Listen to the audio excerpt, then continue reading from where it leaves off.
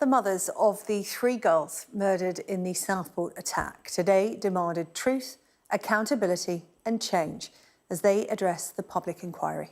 Elsie Dot Stancombe, who was 7, 6-year-old Bebe King and Alice da Silva Aguiar, who was 9, were killed during a dance class in July last year. The inquiry into the attack began its hearings in July, but today was the first time the girls' parents attended, and they sent a clear, united message in emotional impact statements.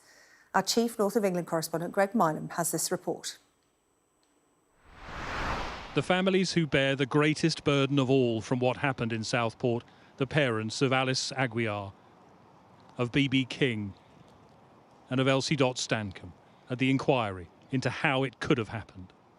Jenny Stancombe, on the left here, described how her happy, laughing, smiling daughter was stolen, shattering a perfect life. She remembered Elsie nervously clinging to her leg that day. Her words here are spoken by an actor. I have to live with that, knowing I took her into somewhere that turned out not to be safe. I should never have left her, and I should have stayed with her when she grabbed my leg. The inquiry, she said, needs to get to the root cause of what happened, or else the tragedy will remain. Elsie only went to dance, make bracelets, and I never got to bring her home. I walk past an empty bed every night. I stare into her room, praying this nightmare will end, but it never does. We live it every day.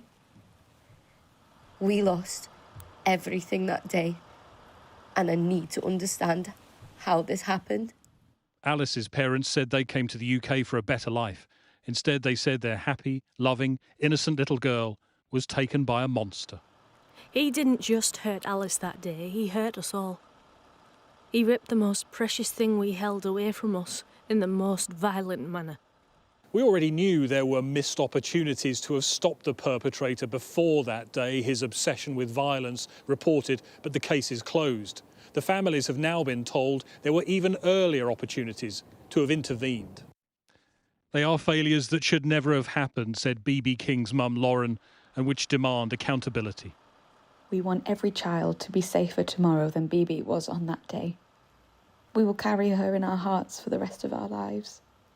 But those sitting here today carry a responsibility too, to make sure no other child, no other family ever suffers what ours has suffered.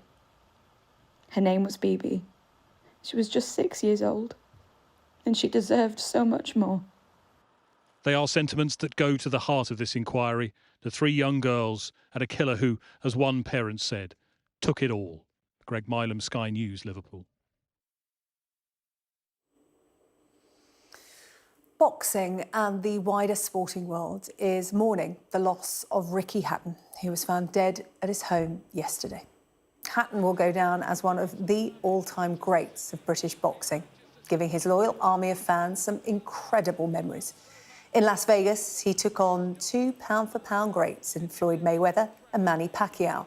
And while he came up short, he took tens of thousands of supporters with him, taking over the capital of boxing in a way not seen before or since. But after his retirement, Ricky struggled with mental health. His openness about his issues is credited with helping countless men to talk about what they themselves were going through. In a Sky documentary released just last year, Hatton talked about the highs he enjoyed and the lows he endured.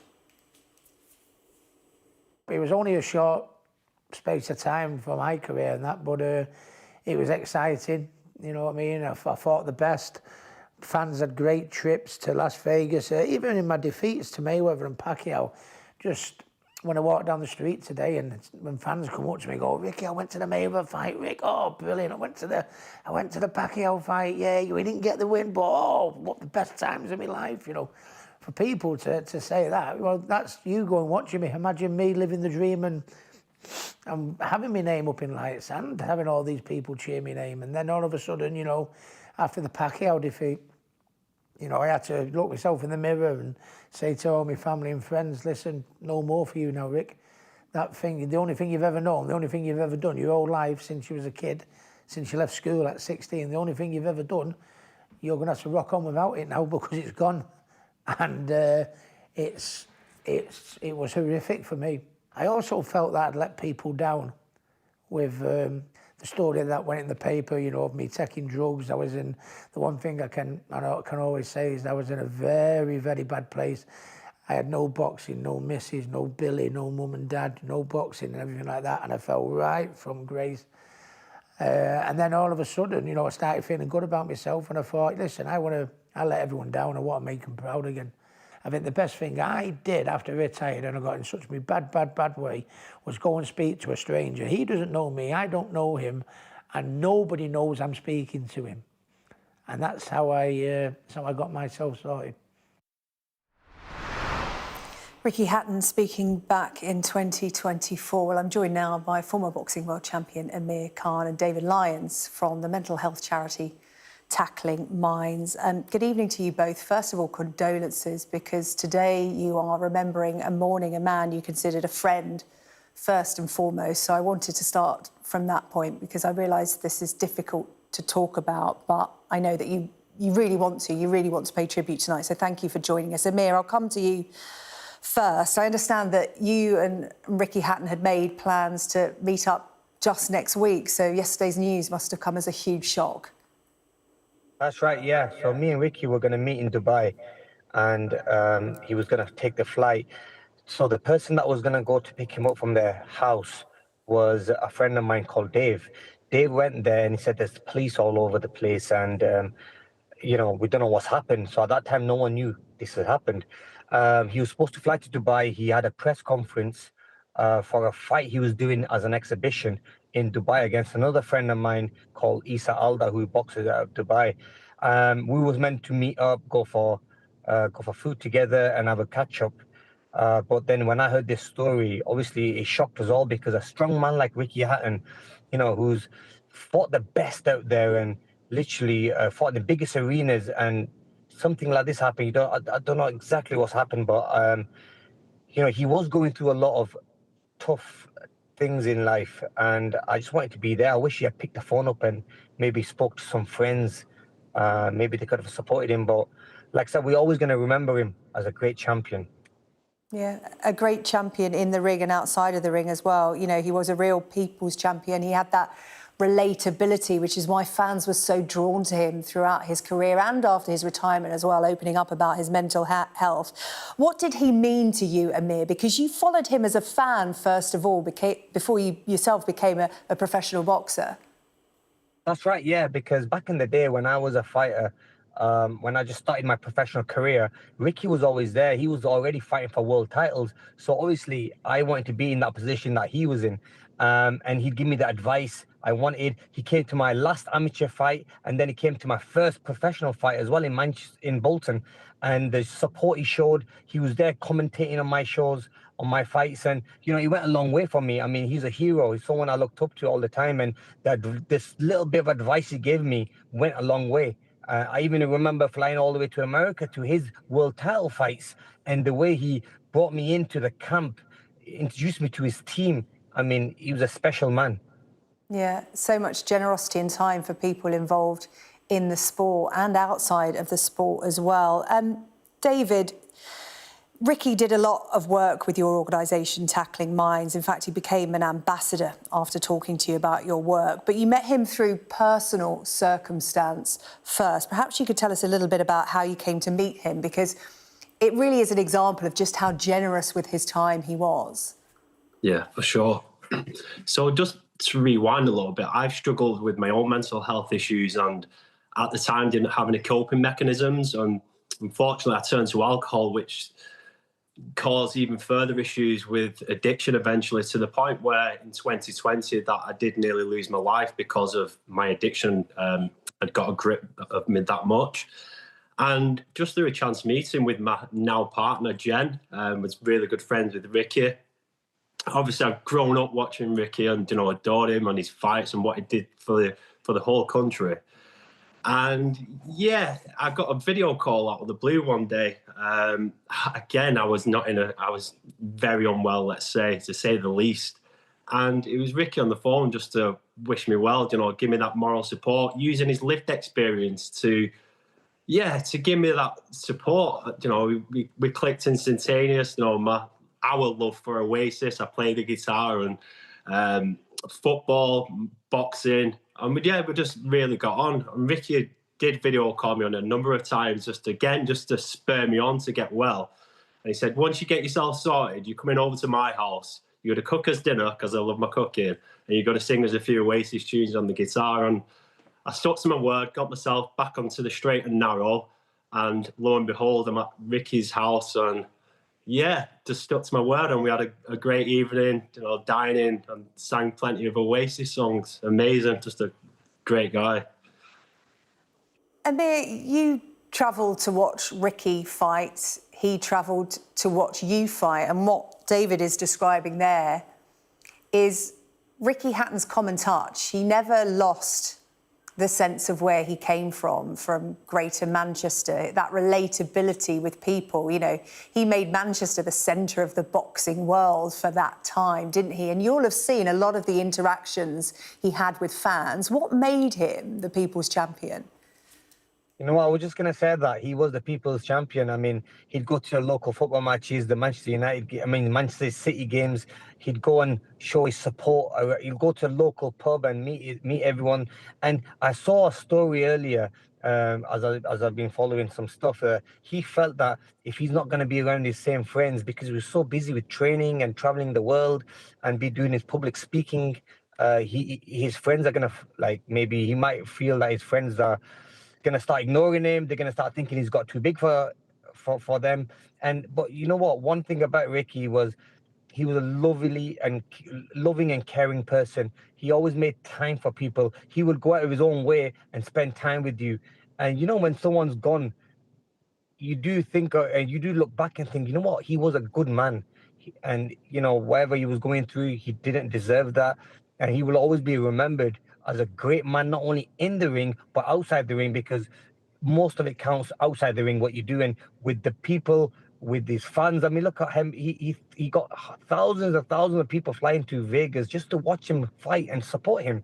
I mean, wherever he'd walk, I'd meet him out and about in Manchester, and we'll always connect and have a drink together and have a chat together. And he always was a simple guy, loving, caring, and always cared for others and never said no to a picture with anyone.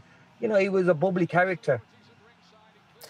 David, Ricky Hatton talked about his work in mental health after his retirement, you know, being so open about his personal battles. He called it his second calling after life in the ring. Can you talk to me about the impact he's had in this space? Yeah, again, it's where to start, you know, what Ricky has done for mental health and being that voice of mental health, especially from someone with his background and a warrior in the ring, but somebody who wore his heart on his sleeve and such a gentle soul once you get to know him. You know, for somebody like him to be so open about something, especially men we struggle to talk about, has resonated with hundreds, thousands of people all over the world. And, you know, like you just mentioned there, Ricky always said to me, mental health was his calling, it was his second job. And, you know, one thing, again, he always said to me is just keep pushing that message out there. Use that lived experience of yours. And if it's helping one other person, great. If it's helping hundreds, even better. But just get that message out there. And he was so passionate about it. Amir, where will he sit in the Boxing Hall of Fame, if you like? He was already there before his passing. But just looking back now at his career, just where do you think he sits? How will you remember his legacy? You're always going to remember it as a great champion he was. He never turned down a fight, and whoever he fought out of his skin. I mean, I remember the first major fight he had was against Costa Zoo, which was in Manchester Arena. It was a full seller, and that was one of my first fights I went to as a newly turned professional. And I remember how he destroyed him. I mean, he had the biggest fights, fought the biggest names in boxing, from Manny Pacquiao to Floyd Mayweather, went to Vegas, took the whole of UK to Vegas. I mean, that's what inspired me to go to America and fight in America. Is after I saw Ricky put on the big performances there, having your face lit up in Las Vegas. You know, we're both from Greater Manchester, so to do that, you know, it was a massive thing for us. But look, he's always going to be remembered for the great things he did. I mean, and the great person he was. Look, it was a shock to us all with what's happened. Like I said, I was supposed to see him in Dubai this week. We were supposed to go out and have a meal together, and it just upsets you how things can just turn. Yeah, it can literally change in an instant. Amir Khan, thank you so much for talking to me about your friend and fellow boxer Ricky Hatton, and David Lyons as well from Tackling Minds, the charity, the mental health charity of which Ricky Hatton was a keen ambassador. Thank you so much for your thoughts on the passing and the life and legacy of Ricky Hatton tonight. Thank you. Thank you. Well, Frank Warren joins me now. He was Ricky Hatton's first promoter when he turned professional at just 18 years of age. And Frank, it's really good of you to join us on the show tonight. Again, I give my condolences to you, because this is a man who is being mourned by the sport and those who knew him, but also he transcended sport as well. We've just been reflecting on how big a character he was. He was, and it's very tragic what has happened, Sarah. You know, everybody in boxing obviously is very, very upset, and our condolences from myself and everyone in boxing to his family for their tragic loss. And I just hope that some of the memories, the lovely memories they have of him, will give them some comfort in this sad time for them. But he transcended boxing, as you said, and I mean that only on. Was it yesterday in Manchester Derby? You know, he was a massive, passionate Man City fan, but there they were playing Man United, and the Man United fans got behind their own. You know, he was Mancunian through and through, and the love was there from them, from both sets of supporters and from everybody. He, as you say, transcended boxing. He was a man of the people. He was so well loved and liked by everybody because he was himself. What you see is what you got with him. He was just a really decent guy. And he had his mental issues like some people do in life, and he faced up to them. He did a podcast with me a few years ago when he was talking about, you know, his suicidal thoughts and how close he was to taking his life. And it takes a real strong man, especially, you know, somebody who's a world champion in a macho sport like boxing, to, you know, say that, you know, he's like nobody else. You know, mental illness is a real terrible thing, especially for young men. And you know, he worked very hard at trying to keep himself well, but they were difficult times for him. He had a lot of problems, I think, outside of boxing, which obviously I don't want to go into too much, but I'm quite aware of. And I think they obviously didn't help him. But you know, he loved his boxing through and through. After boxing, he became a manager of boxers, a trainer of boxers, and a promoter. He had a contract with Sky for promotions, and he done well. He just, you know, but obviously this has come as a massive shock, and nobody knows the full details yet. But let's just hope that you know, it's. That everybody can remember him for what he was, you know, a fantastic champion and a great person, a real good man. And so many people talking about that today. Not a bad word has been said about Ricky Hatton. So many wonderful stories from those that knew him professionally, those that followed him as a fan. Take me back to when you first heard the name Ricky Hatton, because as I said, you were his promoter when he turned professional at the age of 18. When did you first hear the name? When did you first encounter the man that went on to become the hitman? Well, Billy Graham was his trainer. I'd heard about him, and Billy Graham was also from Manchester, was his trainer, and he kept telling me about him. And we had a meeting in Manchester. I think he came back from Cuba. He fought one of the Cuban boxers and beat him. I think he beat him, but it was and the Cubans were really good amateurs.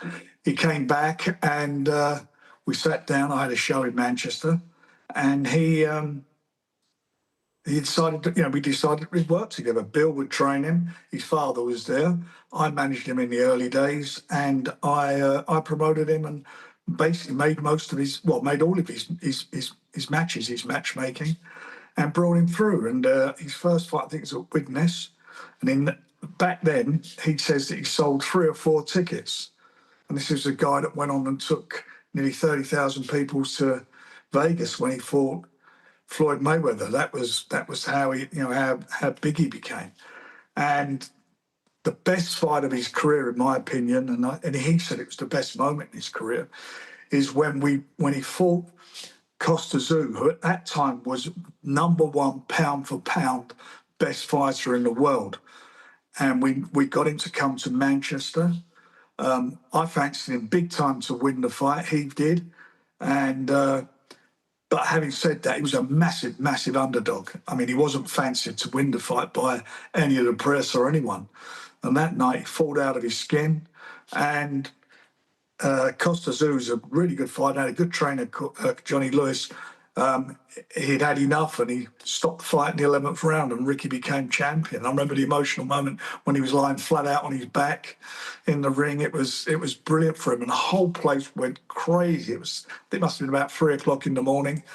It was just, one of my great memories of boxing. He fought extremely well. It was a good match, and he always says that was the pinnacle of his career. Yeah. And underdog to champion, biggest night in Manchester, I heard.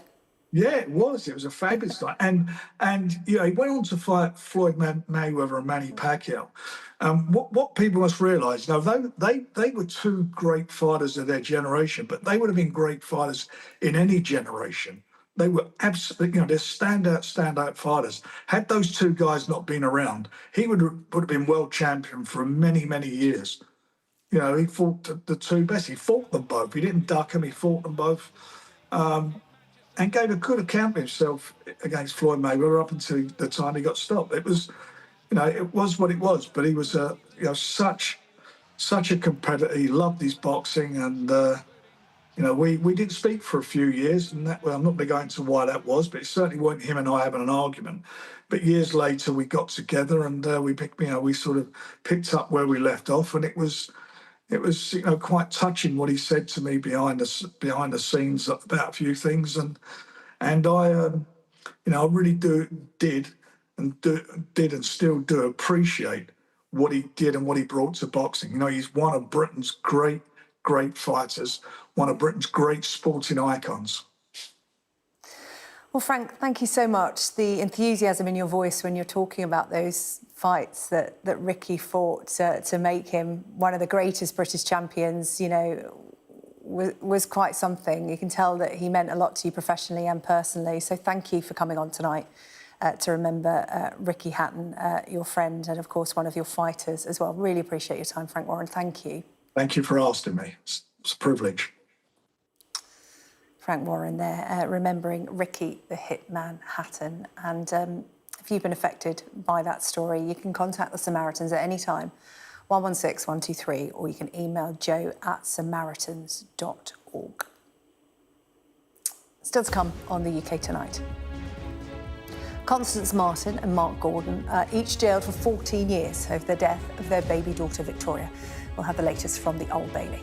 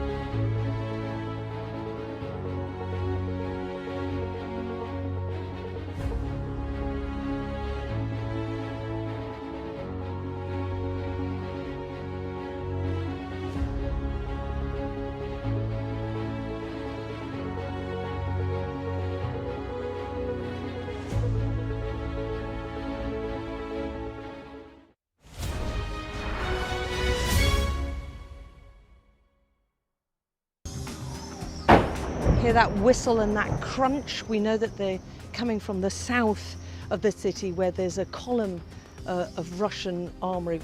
I'm Alex Crawford and I'm Sky's special correspondent based in Istanbul. Look at that sheet of flames, and that has happened within minutes, and now it's coming from both sides and it's moving this way.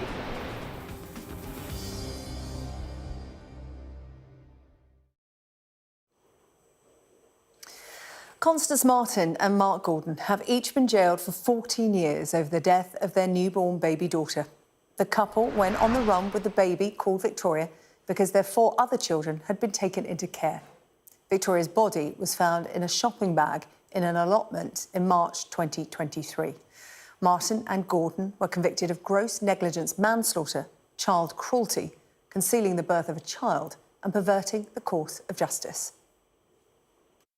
In my judgment, it is clear that throughout the period from the end of December until your arrest, neither of you gave much, if any, thought to the care or welfare of your baby. When you were arrested, neither of you was prepared to give any assistance to the police about the whereabouts of your daughter's body.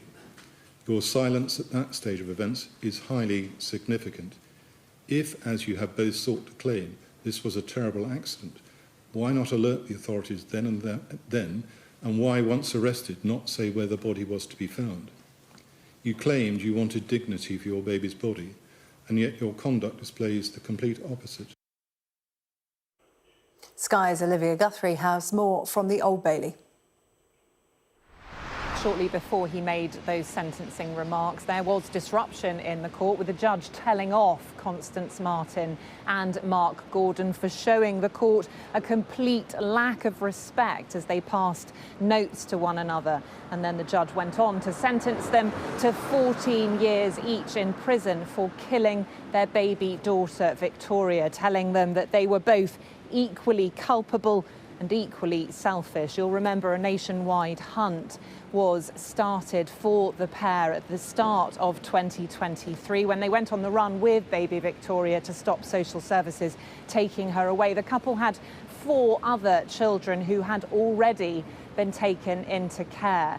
Now, they were arrested in February of that year, but they didn't have Victoria with them, and they refused to answer officers' questions as to where their baby was. And very sadly, Victoria's body was found in a shopping bag in a disused allotment shed in Brighton later. Now, Constance Martin is from a wealthy aristocratic family, and she was using her trust fund to pay for taxis and hotels up and down the UK to avoid the authorities. Her partner, Mark Gordon, was a convicted sex offender in the US, and he'd also spent time in prison here for assaulting 2 police officers. Now, today, after sentencing, the police have said that the pair's selfish actions meant that their innocent newborn baby died when she was just weeks old, when she should have had the rest of her life ahead of her. Now, the judge has thanked the police for their investigation as he sentenced both Constance Martin and Mark Gordon to 14 years in jail for the gross negligence manslaughter of their baby daughter, Victoria. A court has heard how the shooting of civilians on Bloody Sunday by a former paratrooper and his platoon mates was unjustified, unnecessary and gratuitous. Soldier F, who cannot be identified, is accused of murdering James Ray and William McKinney on the 30th of January 1972, when 13 protesters were killed in Londonderry. He denies the charges. Stephen Murphy has more. It's been a landmark day here in Northern Ireland, as for the first time a former British soldier has gone on trial charged with murder in connection with Bloody Sunday. Soldier F, who cannot be named due to the threat to his life from Republican terror organisations, is an elderly former British paratrooper charged with murdering 2 young men on Bloody Sunday in Derry or Londonderry in 1972, James Ray and William McKinney. He's also charged on 5 counts of attempted murder. He has pleaded not guilty on all charges. We saw a family of those who were killed on Bloody Sunday walking to the courthouse here in Belfast today, holding photos of their loved ones. We also saw a small number of British veterans here in support of Soldier F. Prosecution lawyers told the court that the shooting of the 2 men was gratuitous and unnecessary. They were shot as they ran away. The prosecution also maintains the soldiers had then falsely claimed the civilians they shot had been armed with bombs and rifles, claims they say that are demonstrably false. The court heard that Bloody Sunday had a long-lasting, profound effect on Northern Ireland. 13 people were shot dead by the Parachute Regiment following a civil rights demonstration. The soldiers were initially cleared of any wrongdoing, but that was overturned by the Savile Inquiry in 2010, which showed there was no justification for the shootings of the people that day. Prosecutors decided to charge Soldier F with murder in 2019, but it's taken until today for the trial to begin. This case will be closely watched by both the British and Irish governments, who are discussing ways that the Legacy Act, brought in under the Conservatives, opposed by all sides here in Northern Ireland, can eventually be repealed. This is a non-jury trial. It's expected to last several weeks here in Belfast amid intense media scrutiny. Stephen Murphy reporting there. Still to come on the UK tonight, pressure on the Prime Minister over his handling of the Mandelson affair. We'll have the latest for you from Westminster. We'll also be going inside the security operation ahead of Donald Trump's state visit to the UK. And adolescent star Owen Cooper makes history at the Emmys. We'll hear from his drama teachers.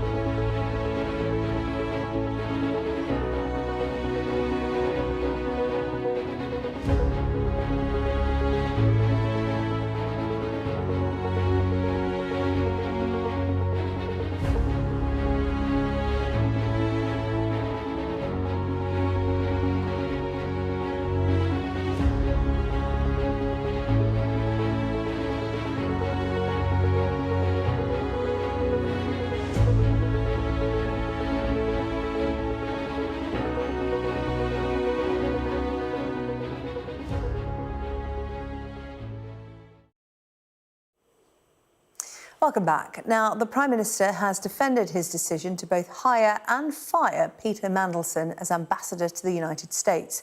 Speaking for the first time since sacking him, Sir Keir Starmer said he never would have appointed Mr Mandelson if he'd known the extent of his links to the convicted paedophile Jeffrey Epstein.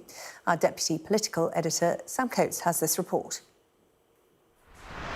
Meeting businesses and trying to focus on the Trump state visit. Nice to see you. How are you? It's a good day, isn't it? But as he was speaking, yet another surprise resignation from number 10. Paul Ovenden, in Keir Starmer's most inner circle, out over crude messages about Diane Abbott, written 8 years ago, but still damaging for Number 10 today. But last week's departure also looms large. The Prime Minister claimed he could not have seen this coming when he was appointed.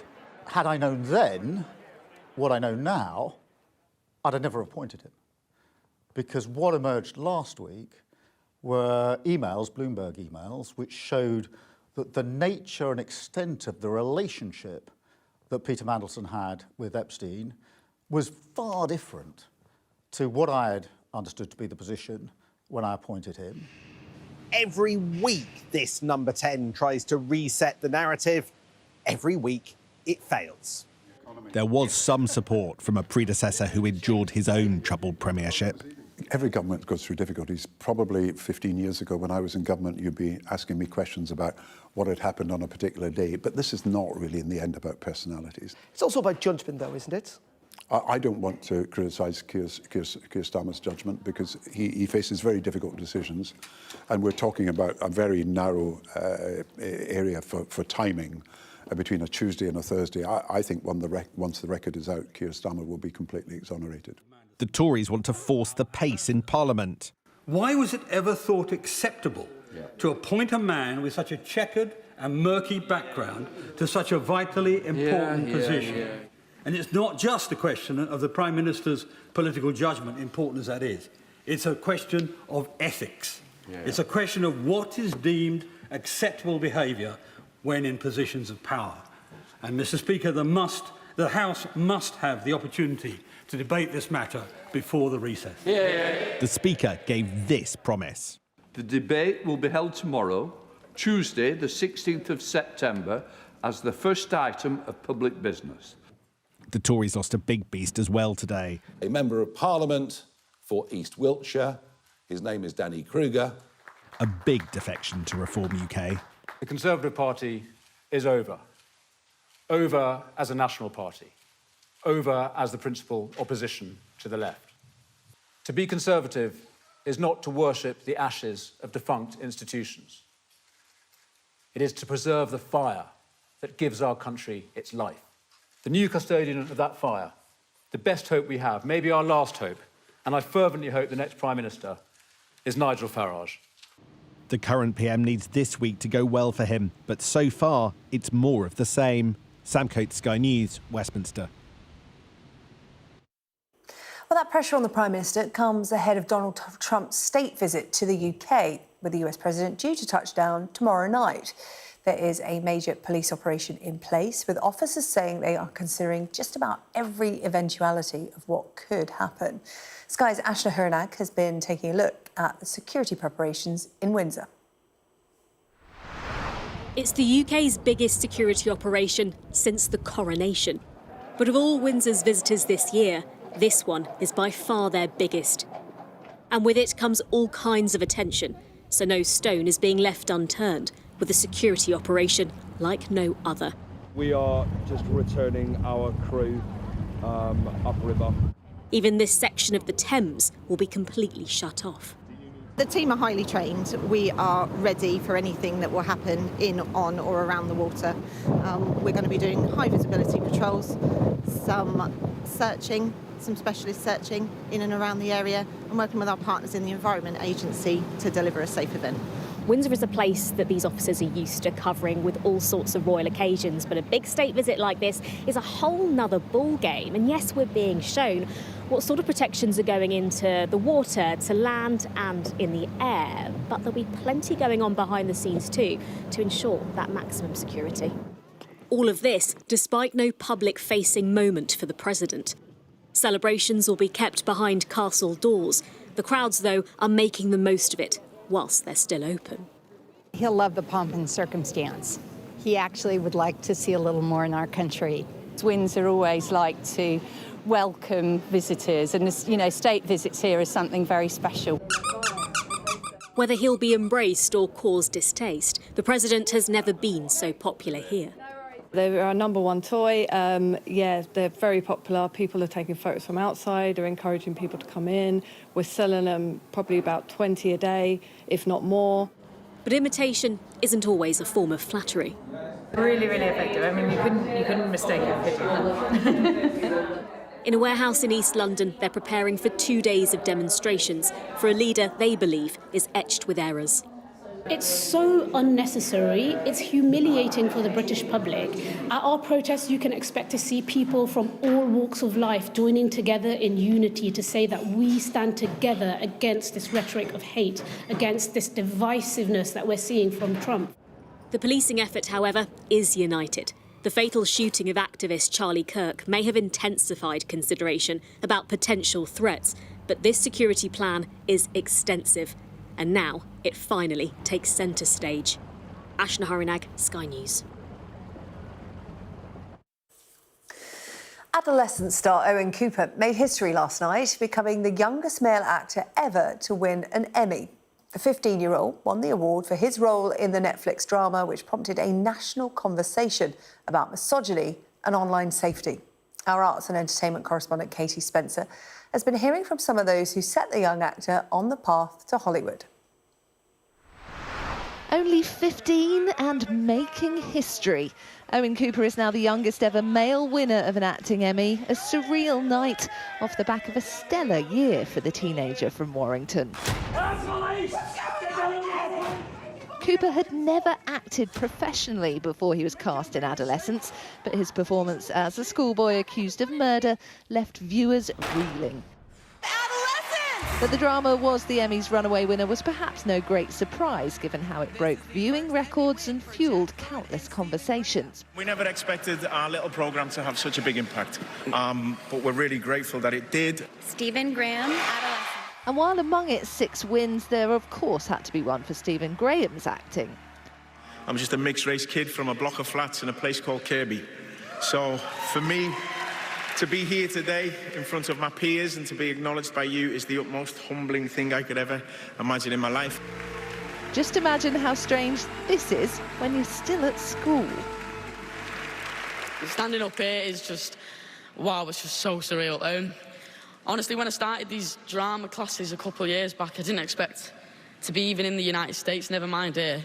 His challenge on the way home is going to be fitting that award around all of his school books, promising teachers he'd study while he was out in LA if they allowed him to go. His drama teachers beyond proud. You know, we're just so proud of him and where it's all led. I've not slept. I stayed awake and then I couldn't sleep. And then messages started coming through this morning. Yes, it's just incredible. I mean, I think to see his mum and dad in the audience as well. While Adolescence was by no means an easy watch, this was a deserving winner, with its impact stretching way beyond the small screen, a reminder of the power of hard-hitting drama at its very best. Thank you very much. Have a lovely evening. Katie Spencer, Sky News.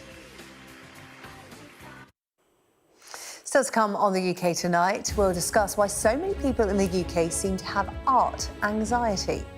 And after their derby demolition by Manchester City, how long will Manchester United continue to back their head coach, Ruben Amorim? We'll discuss that after the break.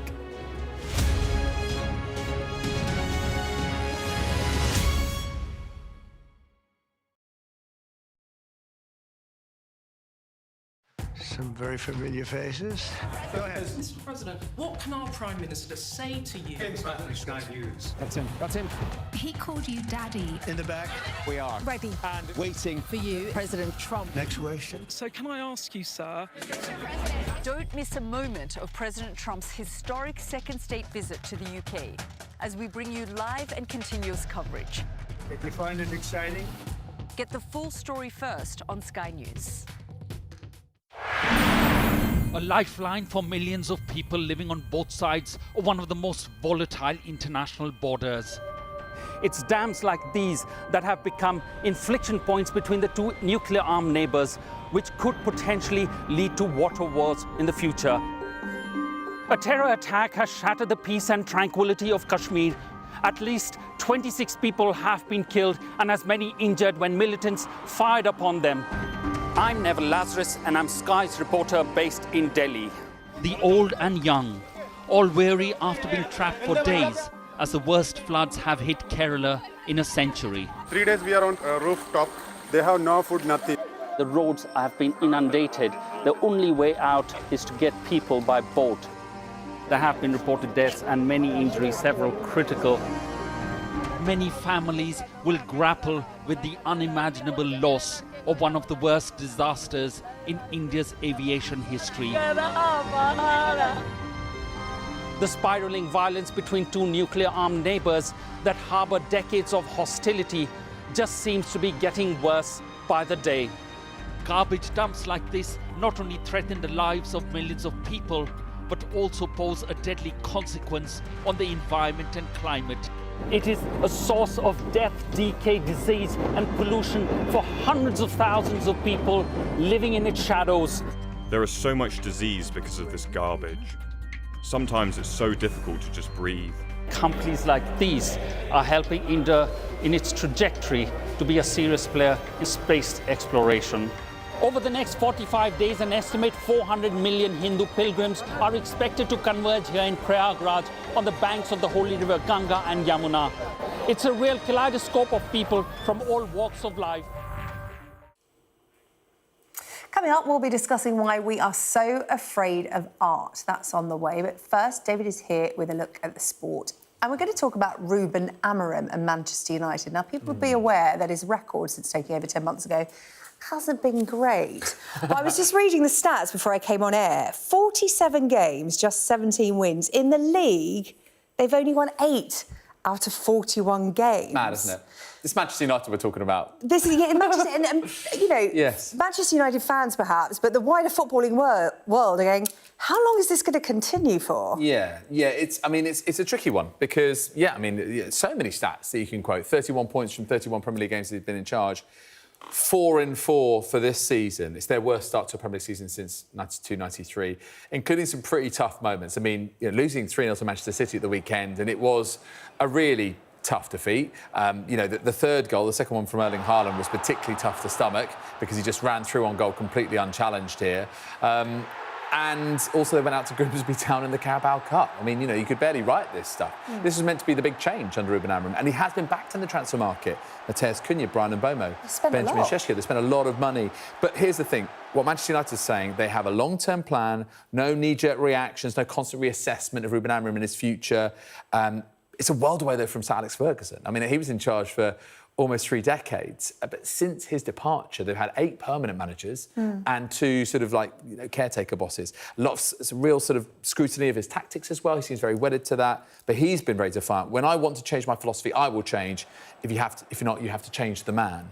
In other words, back me or sack me. And he said this before as well. So for the moment, they're sticking with him. Manchester United say they're standing by him, but everyone talks about the formation he plays. Yeah. And they're just saying, look, it's not working, but he refuses to change. Yeah, and, the results speak for themselves that it's Yeah. not working. But then you do wonder if this conversation we're having will be replayed here on Sky News at the end of the season when they're in a better position. Perhaps that's what the club are hoping. Maybe. And listen, he certainly is very much, has the faith. There have been some mitigating factors as well. They have had injuries. Mason Mount, Matthias Cunha, Benjamin Šeško still settling into life. And actually, that game against City, 3-0 was a tough scoreline. But there could have been times when they might have, got back into the game. But it wasn't the case. Now, next up, Chelsea this coming weekend. So, just a small matter of Man United against Chelsea. All right, let's have a look at the other stories making the headlines this evening. Staying connected is vital for business. Sky Business sponsors this report.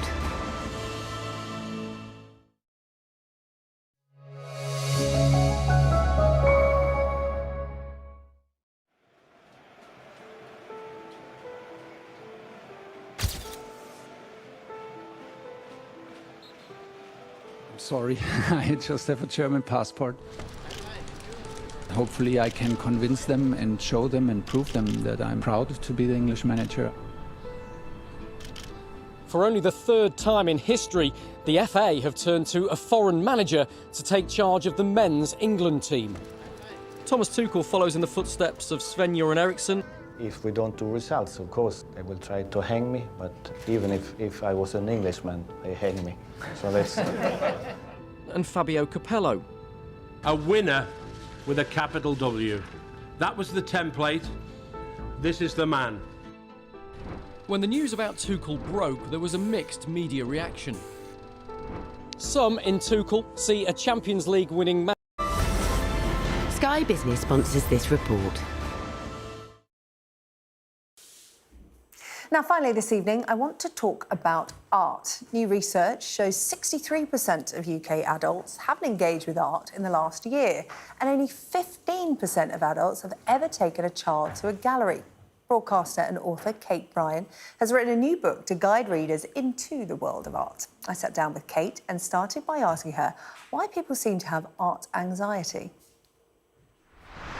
It's so daft, isn't it? I mean, I remember walking through the pediment of the British Museum for the first time, and I had an art history degree, and I kind of came in through the architecture with all the columns and this amazing, heavy, bombastic building, and I thought, I'm not supposed to be here. I'm not kind of good enough to be here. And I think there's a problem, which is that I don't think we're just comfortable enough talking about art and just expressing our opinions in the way actually we could do with like TV or movies or books. So I could say to you, oh, I really loved this programme I saw on telly last night, or I really loved this Coldplay song. And I feel that people should be able to do the exact same thing with art. They should just be able to have an emotional connection with art, not have to read loads of books about it. And I suppose my concern is that we've talked so much about really expensive art. We put it in these very grand buildings, and we've written loads and loads of art historical treatises about art, and we've got quite pretentious with the language. And ultimately that leaves a lot of people who really want to connect with art on the outside looking in. And so I'm really trying to sort of demystify all of this and say, don't worry, come in just as you are.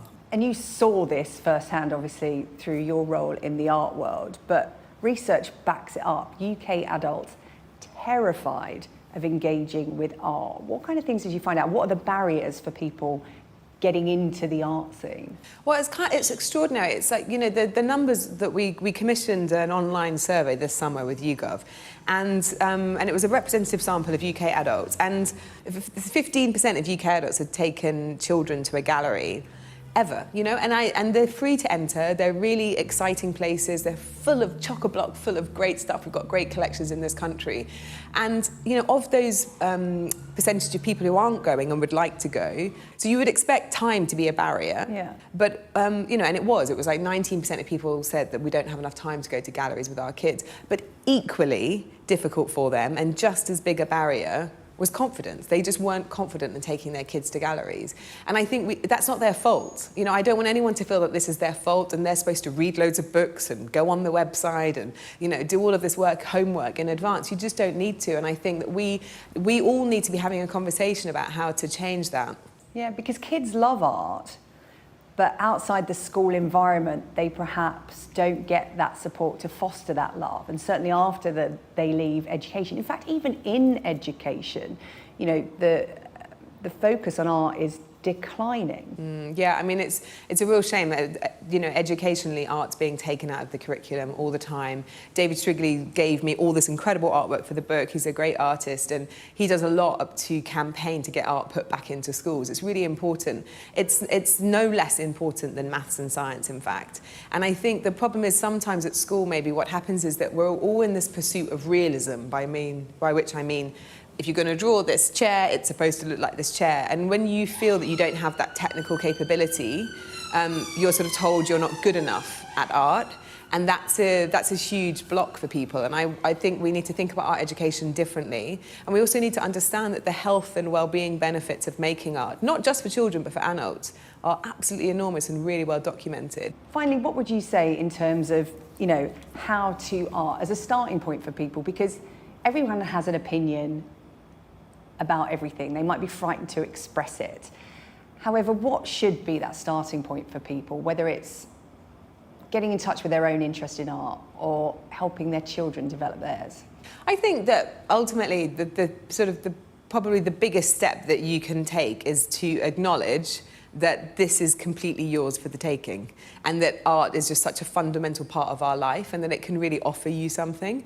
You know, the only way we can talk to our earliest ancestors or know anything about them as people, aside from bones and where they lived, is the art that they made in caves 40,000 years ago. Like, art can travel across time and space, and it can make us feel good, and it can connect us. We live in a very divided world, and art is this great connective force. And I think if everybody can hear the message that art is yours, and it you can take it exactly as you are, then it just opens up this whole world of possibilities. And I think it's just so exciting. And you don't have to be a Rockefeller to buy art. You can buy great art for 200 quid, you know, or make it have a meaningful relationship with it. Put the art on the wall that you and your kids made together. It's good for you, it's fun. And so much of it you can access for free, so get involved. Right, up next, it's The World with Yalda Hakim. She is in Ukraine this evening and has an exclusive interview with President Zelensky. Stay tuned.